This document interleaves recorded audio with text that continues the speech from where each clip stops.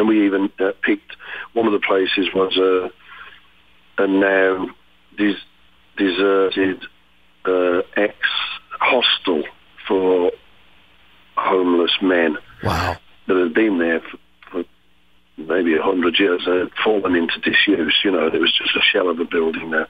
So we did it in there. There was like a real odd vibe in the building.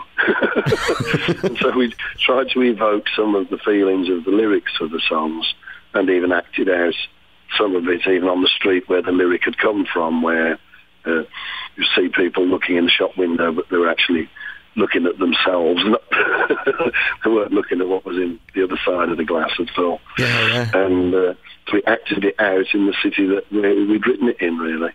And it was good. It had an edge that some of the others missed. Some of the others were more sort of acceptable music business style videos that came to look more and more like TV commercials rather than short films.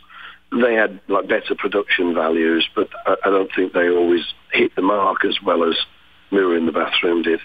That is such a fun video, and it is. That gritty quality is one of the ways it maintains its authenticity. Same sort of thing could be said, however, for the way that something like Save It for Later, different record, but still meaningful to play, because it kind of encapsulates a lot of aspects of your sound. It's almost like the quintessential English beat song, if you will.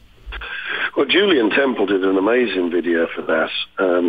Before he started to become quite a successful movie director, and he had a notion of revamping what were called crypt clubs. They were the crypts of churches. In the 60s, the churches had tried to attract young people by making coffee bars in these crypts underneath the churches in order to try and keep them away from, drink and amphetamines and that sort of thing, and fighting with rockers, Hell's Angels would be over it. And so these crypt clubs have become quite a thing, and you'd see film, perhaps of people like the Who, early Who shows, that were played in these underground crypts under churches. And so he'd found one and had worked a way that you could actually have it cleaned up and refurbished, at least for film use, and to recreate this place and have it so that he wanted to play on the name, the beat, and have it go back to the beat generation of the 50s and 60s. I get it. And have it as though it was a song being launched at a kind of bohemian / early mod coffee bar crypt club. And so we went down there, and it was all decorated up like... he also had a perfect knack, I think, for finding extras. The other people in that video are all terrific, the way they sort of overdo it and build up the atmosphere. Right. Exactly. I mean, it's one of those, it has like this fun quality, and the same thing when you think about the song and the vibration. Is it still meaningful to play for you? Can you still recall as the elements of the song came together, that super catchy horn solo and stuff? Oh, yes. The trick... It's not a trick, I suppose. It's quite simple, but it seems like a trick because it took me 30 years to learn the obvious. You just stay in the moment with the song, and you remember everything about it, up from its inception to the various things it might have meant to you over the years. Sometimes the lyrics change in their meaning to you, different things happen in your life. And so I'm pleased. I've never really felt jaded singing any of them. They always seem... I'm excited and seems like a fresh challenge. Right, let's really nail this one then. Is that this a totally different vibration? But at the same time, when you say that about being right in the moment, when I hear you do, like I was I was watching the I Confess, another one that had a video that was really part of it. When I watch you hitting some of those lines in that tune that are just where your unique and very like addictive vocal style really comes out, what were you thinking of when you do that? And is there a transfer of energy with that at all today? But there is indeed, yeah. I was trying to be Heathcliff, really, and that's what the video was trying to show. You know. But it was two things. I was trying to be Heathcliff, that sort of melodrama, but also at that particular time, new romantics and everything had got a little bit too melodramatic to the point where sometimes the substance was being ignored. And so we wanted to do sort of a bit of a send-up of it too, you know. So there's a shot of me and it looks as though there's all fire in the background and my hair's blowing and I've got a cape on and singing the high notes, and then camera pans back and I'm standing on quite a cheap set of ladders with a picture of some flames in the background. Oh, okay, take 4. And nowadays, you always get a bit scared. You're like, oh, right, here we go. This is the big one. This is like, okay, I confess, 5 high falsettos. And I sort of do it like a hurdle jumping horse, you know. It's like, yep, I'm over the first one. Second one done. Oh, nice one, you know. And then you've got 4 done, and then there's the last one. You're like, no, don't screw it up now, Dave. You've nailed 4. Come on, buddy, you can do this. Oh, over we go. Oh, yes, got it!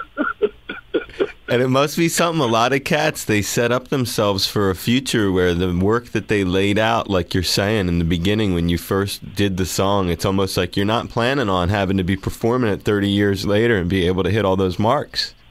That's right, at 11 o'clock night after a couple of brews. Jet lagged and all the rest. You know what I really dig too when in flashing back to Save It for Later, and I think this is one of the things that, aside from the fact that your voice is so special and unique in rock and sticks out, the other thing is some of your songs, you learn how magnificent they are, which is often the case with many artists, when someone else takes the song and does something with it. And I guess I'm thinking of Pete Townsend covering Save It for Later, and I'm hoping you can describe for me how you first heard of him doing it. It must have blown you away. Take us back to when that first happened. What a stunner. It's got to be one of my proudest moments, I suppose. He phoned me up, and somebody answered the phone and said, it's Pete Townsend. And I said, yeah, of course it is. He phones about 11 o'clock every Saturday, doesn't he? You know. So I thought it's somebody just, you know, being funny, goofing off, somebody in general public, one of the band. So I was like, yes, oh, hello, Pete, how are you? He's like, oh, hello, Dave. He says, Pete Townsend here. I was like, oh my God, it is. I recognised his voice. And he said that he was sitting there with Dave Gilmour, and they were trying to play Save It for Later, but they couldn't work out the tuning. And could I tell them what the tuning was? I nearly fell off the chair. And they were right that it was an odd tuning, because I'd been trying to get Dad-Gad tuning, and I'd screwed up and tuned my G string up to the A as well, and ended up all D's and A's, D-A-D, A-A-D, a bit like a bagpipe chanter, I'm told. And it does have that same sort of ring to it. And it was finding that tuning by accident, and it would make the whole guitar throb when you played it, when your whole body would start to vibrate after a few minutes of it. I would just play it endlessly for hours, and different words and lyrics came. That's how the song formed. And so I was utterly stunned. One, that they wanted to cover it. 2, that they had to ask me for the tuning, since I'd been playing my cricket bat, pretending to be them in the mirror just a couple of decades before. Yeah. So, and he's played it a few times on different albums and video, and played it live. I went to see him play it in Los Angeles a few years back, and he invited me to meet him in the dressing room after sound check, and had a great conversation. He told me that songwriters were the luckiest people in the world. It just didn't seem that way sometimes. What a rewarding thing, Brother Dave, that you got to have him bring you back, and I'd have to imagine, and you'll, I'm sure, correct me if I'm wrong, but of all your hero encounters, is that perhaps the top of the pile? I would say him and David Bowie are probably in that. You know, I got to meet the Clash, and in some ways they could have even been biggest rock stars to me because there was a social side to it as well. But David Bowie and Pete Townsend are the biggest of that sort of rock stars of the 70s. That I suppose early 70s, wasn't it? The 60s and 70s.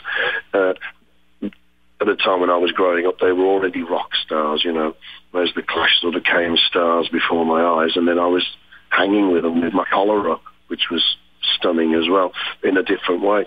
But, meeting... I think when you're a kid, maybe you might daydream about meeting your heroes, and I'd say this and I'd say that, and as you can tell, I'm not normally short of a word.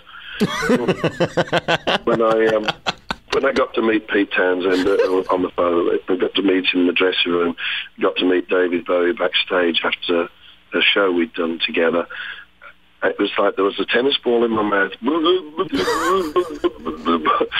All my friends wanted to know, what did you say to David Bowie? I was like, nothing. I can picture it, bro. I totally can picture it. I know the feeling. I'd waited 20 years and I'd said nothing.